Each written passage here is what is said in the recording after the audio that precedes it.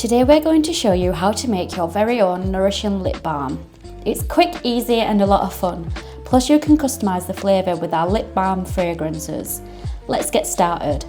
Before you begin, it's a good idea to pre-weigh out your ingredients. This helps everything flow smoothly once you start making your balm.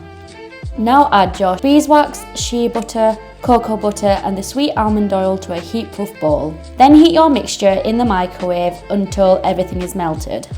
Once melted, remove it from heat and let it cool slightly before adding your chosen lip balm fragrance. These fragrances are skin safe and make the perfect flavouring for any lip balms or lip scrubs. If you'd like to add a touch of colour, now is the time.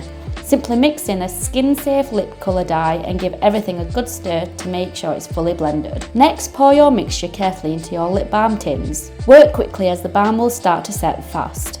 Leave them to cool and harden in a room temperature for about 30 minutes. Once set, pop your lids on, and there you have it. Beautiful homemade lip balms that are perfect for gifting or for keeping your own lips soft and smooth. Don't forget to like and subscribe for more DIY cosmetic tutorials from the Soap Kitchen.